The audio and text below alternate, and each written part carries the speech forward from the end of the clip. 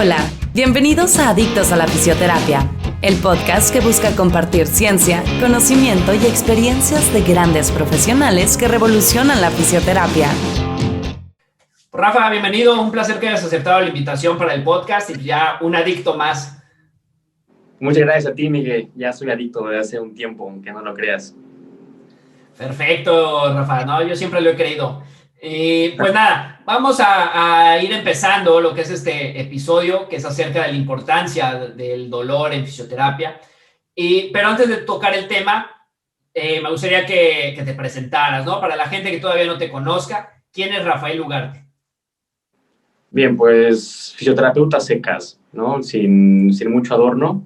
Un fisioterapeuta se dedica a la clínica. Mi gran pasión es la clínica y, bueno, la intento balancear con otras cosas, ¿no? Que en la parte de investigación y con la parte docente, ¿no? En la parte de investigación, pues yo trabajo en Veracruz hace ya varios años y aquí pasa un fenómeno muy curioso, que hay una enfermedad rara, ¿no? Hay un efecto fundador de una enfermedad que es la ataxia espinosa velosa tipo 7 y tenemos la prevalencia más alta en todo el mundo, justo aquí en Veracruz. Entonces, pues estamos comenzando, pues no se sabe mucho acerca de esta enfermedad, de las intervenciones, y bueno, pues vamos por ahí trabajando y al mismo tiempo, pues formo parte de, clínico en una institución y pues estoy muy concentrado en las personas que padecen de dolor.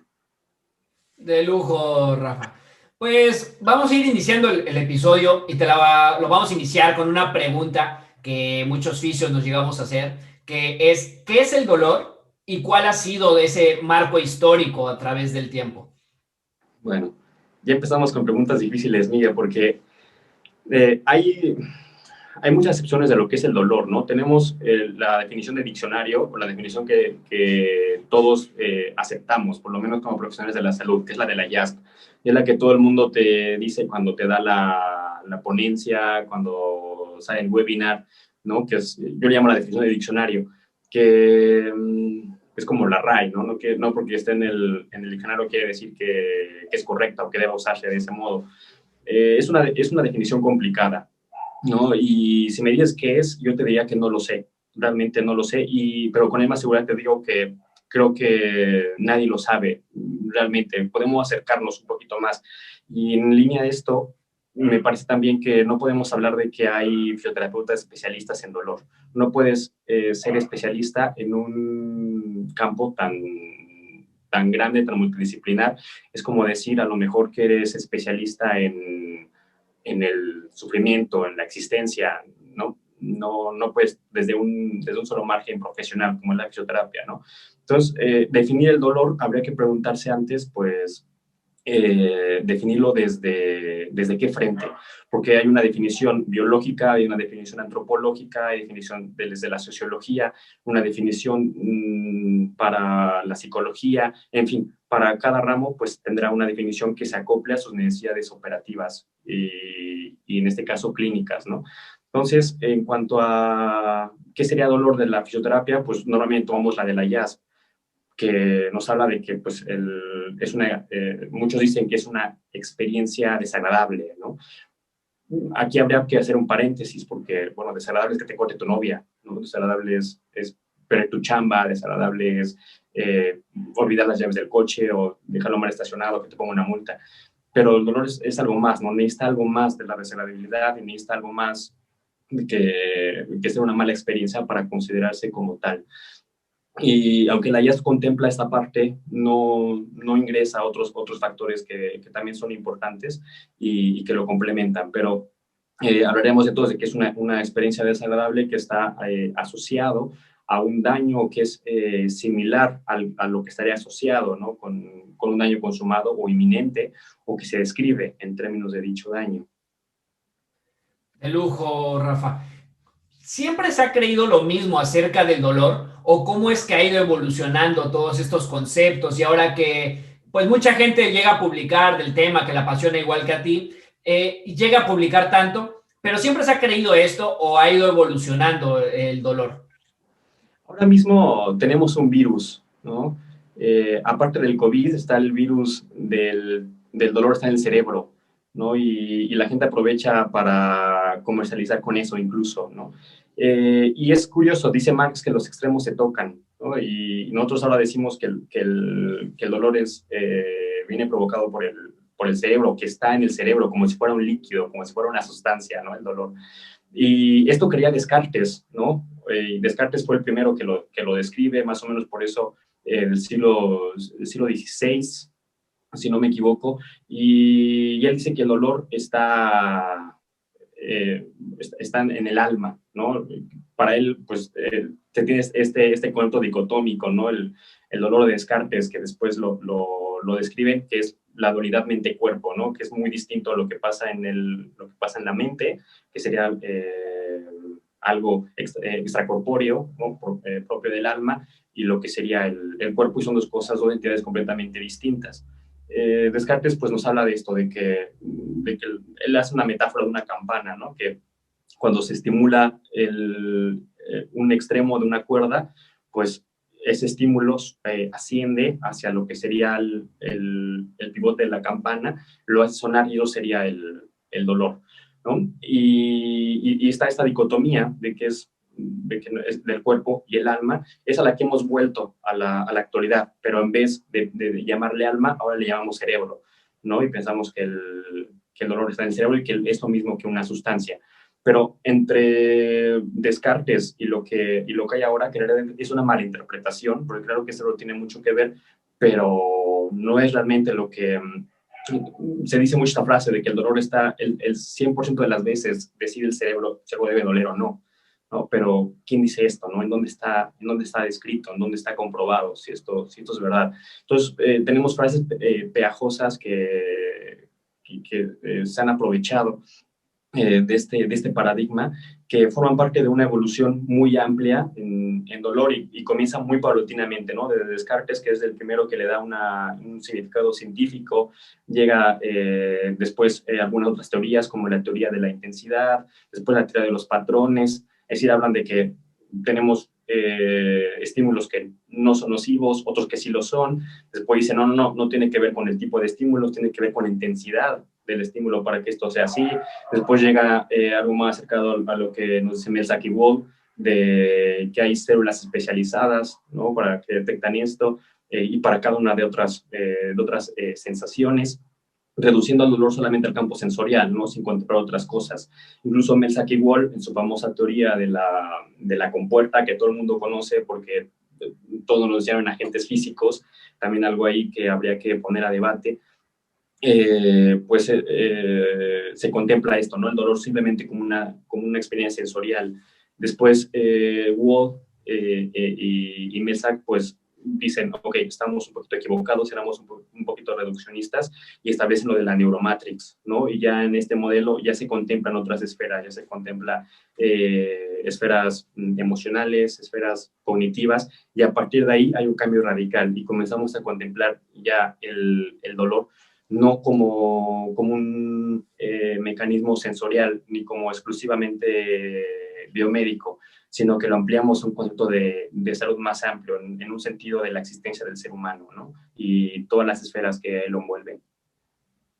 De lujo, Rafa. Y bueno, para toda la gente, todos los adictos que estén ahí interesados, vamos a hacer ahí la promoción, ¿no? Tienes un curso que está ahí junto con Physio Academy sobre bases y tratamiento del dolor. Y en tu temario mencionas algo muy curioso que muchos han preguntado a la hora de que han pedido informes y demás, que ha sido lo que el influencer en turno cree que es en cuanto al dolor. ¿Qué se aborda ahí en esa parte y por qué tocarlo en esa formación? Bien, ahí hablo de lo que el influencer de turno cree que es el dolor por precisamente lo que te comentaba, de que el extremo se ha tocado y si bien ahora sabemos que el dolor no solamente se puede reducir a una experiencia sensorial, como se queda en las primeras teorías, que no solo es biomédico, sino que también incluye esferas emocionales, cognitivas, psicológicas, de pronto se dicotomizó, ¿no? Y entonces decimos, si no es lo bio, entonces ahora es lo psicosocial, y entonces todo es psicosocial, ¿no? Entonces todo el dolor lo meten en la caja de lo psicosocial, y entra esto de moda de que alianza terapéutica el dolor como experiencia, cosas que van directamente enfocadas a hablar de la parte psicosocial del dolor, como eso te facilitará la vida. Ah, no sabes el dolor, te enseño y te curas, ¿no? Y ya está. No, es que estamos también pensando que el paciente o es tonto y no entiende lo que es el dolor y por eso está enfermo y es su culpa, ¿no? O estamos intentando implementar nuestras ideas a palo para que el tipo se cure, ¿no? Entonces, de pronto, a lo mejor la idea es ponerlo como naranja mecánica, ¿no? Sentarlo con los parches en los ojos y ponerlo a enseñarle neurofisiología del dolor. Y aparentemente eso es lo que el hipnosis de turno cree que es lo que se necesita para curar el dolor, ¿no? Enseñar y dar herramientas que se reducen únicamente a lo psicosocial. Sin embargo, una parte importante es no olvidar lo biomédico, ¿no? No olvidar que saber cosas psicosociales no nos hace olvidarnos de lo biomédico, no nos hace olvidar no hay que olvidarnos del bio, y es algo que creo que se ha olvidado. Se habla mucho de cómo afrontarlo desde lo psicosocial, pero no se habla de cómo enfrentarlo desde lo biomédico. De lujo, Rafa. Y es que está todo muy, muy interesante acerca de este tema y es algo muy extenso, así que vamos a ir un poquito rápido. Pero me gustaría también preguntarte, ¿cómo es que se clasifica y se puede llegar a identificar el dolor? También es una pregunta complicada, muy complicada. Tenemos vamos a agarrarlo de varios frentes. Podemos agarrar lo que nos dice actualmente la clasificación internacional de enfermedades, sobre todo la última que aún no se ha publicado como tal, pero está ya lista para salir, que es la CI-11. Ahí ya clasifica el dolor de una forma bastante curiosa y muy relevante, es que ya lo clasifica, sobre todo el dolor crónico, como una enfermedad propia, es decir, ya no es un síntoma, el dolor crónico se convierte en una enfermedad. Y tiene unas clasificaciones, subclasificaciones bastante interesantes. Por otra parte, está una que se popularizó bastante, que son los criterios de SMART, y últimamente por ahí andan sonando bastante, que es el dolor no disceptivo, el dolor neuropático y el dolor por sensibilidad central, que ahora también le llaman dolor nociplástico, ¿no? Y aunque los criterios son didácticos, en el sentido en que puedes iniciar con las bases, entrando desde esa clasificación, no es suficiente. Y realmente ahora no tenemos, por lo menos en lo personal, una clasificación que satisfaga, porque no sirve en la clínica. Muchas de estas clasificaciones no te sirven para intervenir. Incluso algunas definiciones, por ejemplo, Rafa Torres habla de dolor complejo, ¿no? Y es una clasificación que parece bastante válida, pero que no lo describe la IASP, no lo describe el CI-11, ¿no? Hay otros que son un cuadro más de complejos, caóticos y tampoco están descritos. Y clasificar a un paciente dentro de estas clasificaciones tampoco nos ayuda a mejorar su clínica, ¿no? A lo mejor son útiles, como te comentaba, como una guía para entenderlo un poco, pero que en la vida real no sirve demasiado. Sin embargo, pues nuevamente, si hacemos el reduccionismo, podríamos pensar que sí hay bien descrito un mecanismo y podemos identificar bastante bien el dolor de tipo no disceptivo, el dolor de tipo neuropático y lo que sería el nociplástico, ¿no?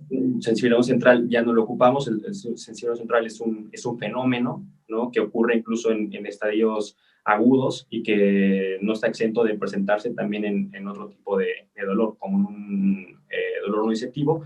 Y está la combinación de todos, ¿no? Que es el dolor mixto. Esto sería un acercamiento, pero creo que es importante que no lo tomemos al pie de la letra. Y eso es importante porque normalmente pues es de que es dolor y ya, ¿no? No se sabe todo este tipo de dolores y de ahí la importancia de conocerlos nosotros como oficios. Por lo tanto, me gustaría también preguntarte, las valoraciones, ¿cómo serían? Cada tipo de dolor tiene una cierta valoración o no sé, tú dime, o va más allá de esa típica escala de EVA que todo el mundo utiliza.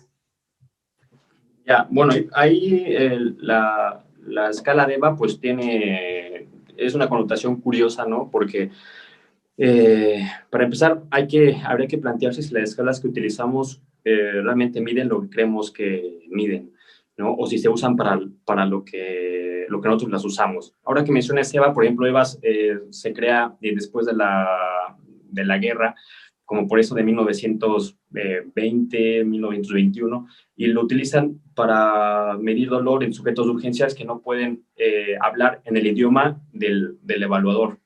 No, entonces, en teoría es una escala diseñada para padecientes, ¿no? De guerra, de urgencias, que no pueden comunicarse.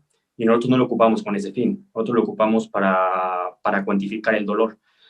Y utilizamos una escala que ni es visual ni es análoga, ¿no? Y sin embargo, a pesar de sus defectos, nos sirve para cualquier tipo de dolor, porque nos da una variable, de las tantas variables que tiene y de los tantos frentes de los que se puede afrontar el dolor, nos da una, que es la intensidad. Y la intensidad puede ser muy importante siempre y cuando se sepa interpretar adecuadamente, ¿no?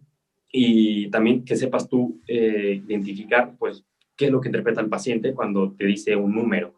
Si te dice 6, a lo mejor es demasiado para él y para ti no lo es tanto, ¿no? Si te dice 10, quizá para ti no lo sea y crees que está exagerando, ¿no?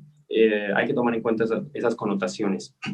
Y en cuanto a la evaluación ya más estricta, me imagino que es a lo que te refieres, la parte ya clínica, de exploración física, difiere bastante.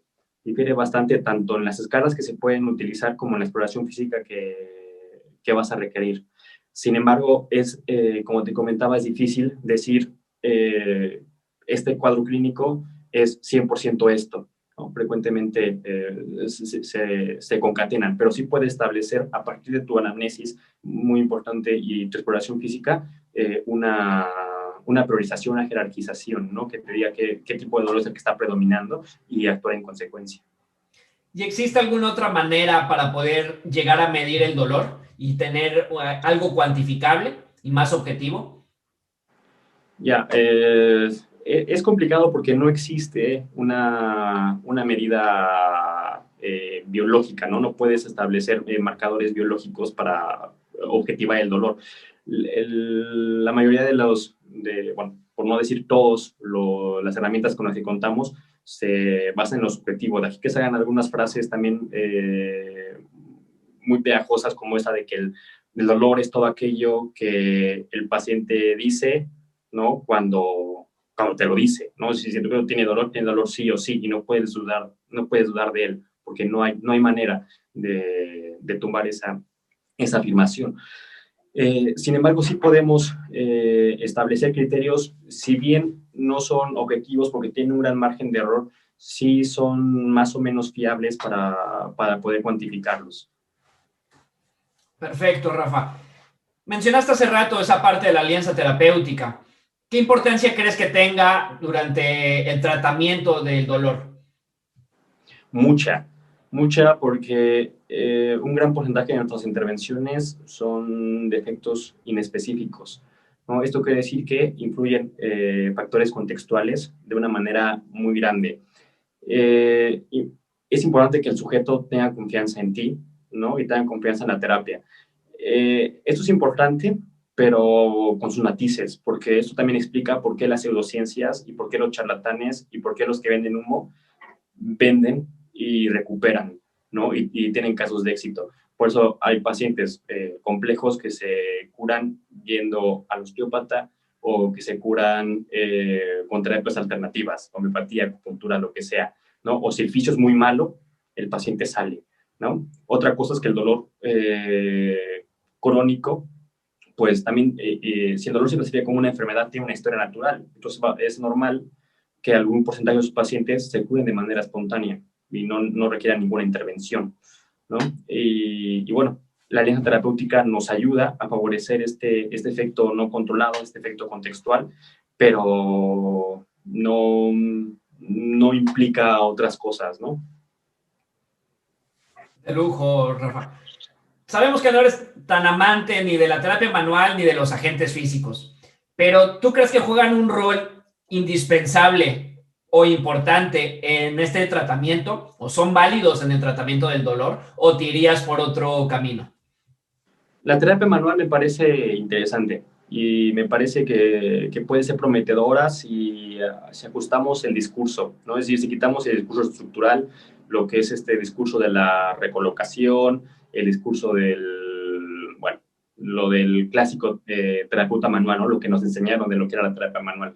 Pero lo cierto es que sí te da una ventana de oportunidad para acercarte al paciente, para acercarte a su clínica y también para fomentar la terapéutica. Vaya, un paciente que no lo tocas es como el médico que no se levanta de la silla para evaluarte, ¿no? No es favorable y no es profesional y no sé hasta qué punto sea incluso ético. Entonces, la terapia manual creo que tiene un buen sitio en el abordaje del dolor, con las debidas limitaciones y adecuándolo a un contexto narrativo justo. Pero en cuanto a los agentes físicos, habría que ser un poquito más rígidos, por lo menos a mi parecer. Claro que la mayoría de los agentes físicos pues están completamente inválidos, están completamente descartados. Creo que hay pocos que por ahí siguen sobreviviendo, ¿no? Y otros que están ahí dando patadas de ahogado, ¿no? Las ondas de choque, el TENS, ¿no? Otros que ya de plano no hay quien lo rescate, como el ultrasonido. Pero aquí creo que puede funcionar, ¿no? En algunos tipos de pacientes pueden funcionar, pueden tener lugar, pero hay que ser precavidos y cautos al utilizarlos, que no se genere la idea de que el paciente los necesita para mejorar. Es algo muy frecuente, ¿no? Que nos ha pasado a todos, vaya, a ti y a mí nos pasaba en el hospital, ¿no? Que el paciente creía que si no le ponías eso, no se iba a mejorar. Era un fracaso, ¿no? ¿Para qué iba a su terapia si no iba a recibir los toques, si no iba a recibir eso? Es un paciente dependiente. La terapia manual también puede tener este doble efecto, la dependencia, ¿no? del paciente y no tener un control en tu dolor, en tu clínica, en tu patología y no tener esta autoeficacia, pues sí puede ser puede hacerle más mal al paciente que bien. Sin embargo, generalizar su desuso no creo que sea tan cauto. De lujo, Rafa. ¿Y qué me dices acerca de las neurociencias que ahora están pues poniéndose de moda, que cada vez se habla más acerca de todo este tema en cuanto a la imaginería, la observación de acciones? En cuanto al abordaje del dolor, ¿qué nos dice la evidencia y de acuerdo a tu experiencia, cómo te ha ido en este abordaje? Ya, las neurociencias, ¿te refieres a la pedagogía y estas cosas? Sí, claro. Ya, bueno, una cosa interesante de estos discursos es que se adoptan, la mayoría de los estudios que se han hecho, adoptan lo que se llama una muestra WEIRD, ¿no? Que es un acrónimo. WEIRD, que es Western, la W, ¿qué era? Nos habla de que son sujetos de Occidente, ricos, Occidente, ricos. No sé si la I se refería al nivel intelectual. En fin, que es una muestra que no es representativa de, por ejemplo, un país del tercer mundo, ¿no? O un país en ascenso de. Obviamente, hay que tener mucha precaución cuando estamos dando pedagogía, porque a lo mejor el paciente, en primer lugar, no le interesa. A lo mejor en segundo lugar, no se encaja dentro de la muestra donde los estudios te dicen que sí funciona, ¿no? Porque no es una muestra representativa de la realidad.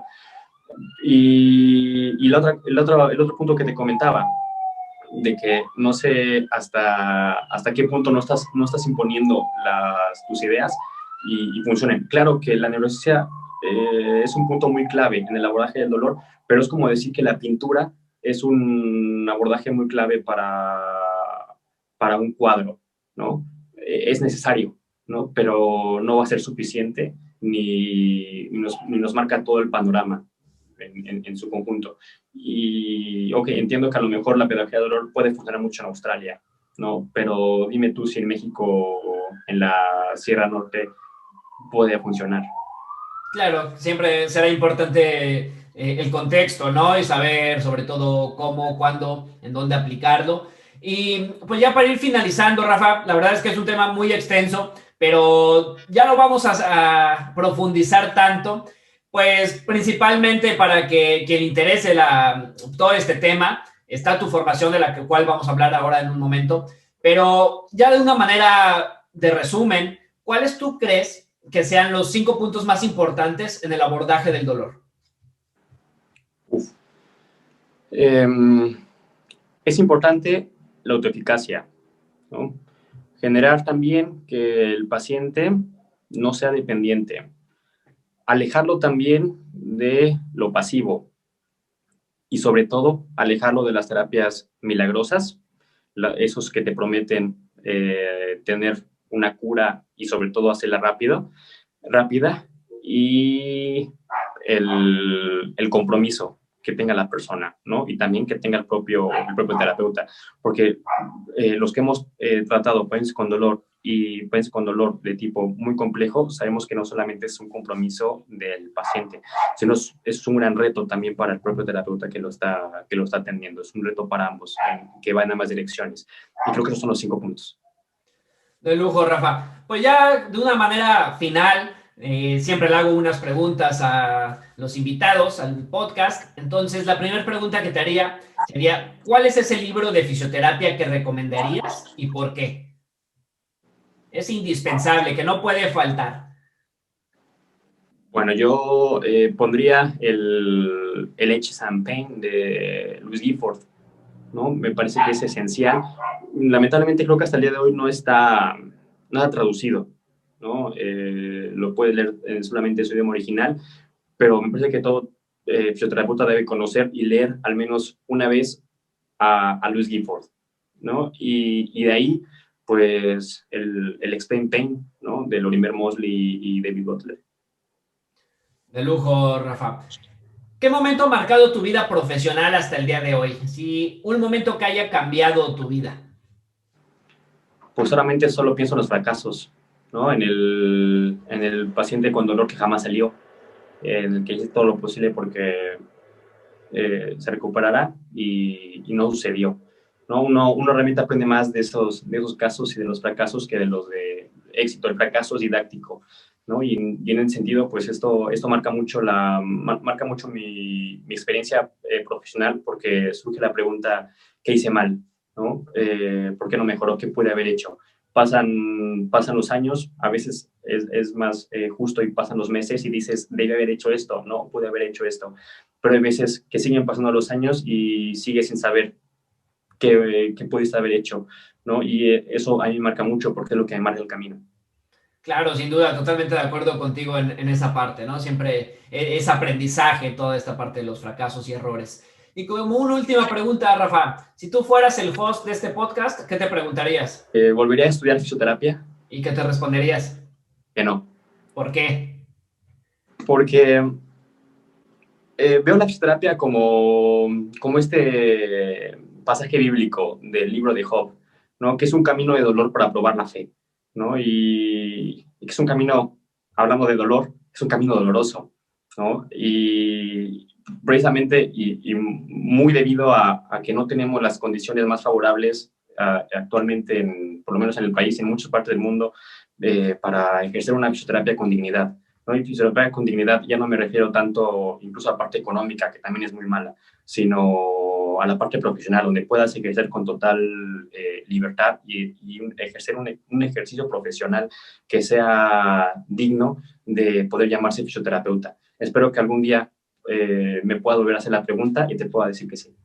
De lujo, Rafa. No esperaba ni otra pregunta y mucho menos otra respuesta así de ti, ya que te conozco desde hace tiempo y me imaginaba una pregunta así, ¿no? Y pues nada, Rafa, antes de despedirnos, menciónanos tus redes, donde te pueden seguir, donde te pueden encontrar, gente que quiera preguntarte acerca de dolor, donde puede contactarte y si tienes alguna formación ahora en los próximos meses. Ya, bueno, pues generalmente me muevo por el ámbito tuitero, ¿no? Es donde más está el nicho de contenido. Estoy como @citoquino, ¿no? Y de ahí, pues bueno, pues está el Instagram, no hago nada de fisioterapia, pero también me pueden contactar. Y bueno, pues vamos a estar próximamente en Physio Academy dando la formación de las bases del dolor. También pueden encontrar contenido análogo en la página de Instagram, de Twitter y de Facebook de Forum Fisioterapia, y ahí voy a dar también un pequeño curso que, bueno, todavía no ha salido, pero les adelanto que hay algo ahí que se está calentando. De lujo, Rafa. Pues para todos ahí los adictos que quieran seguir esta parte del dolor, toda esta línea, interesante todo lo que llegas a publicar, tanto tú como en la cuenta de Forum, que son datos poco conocidos, mucho sobre dolor en tu cuenta personal, datos también muy interesantes que les recomiendo demasiado seguir. Y por Rafa, agradecerte por tu tiempo, agradecerte por haber aceptado esta entrevista y pues nada, muchas gracias, amigo. Te lo agradezco a ti, Miguel. Gracias.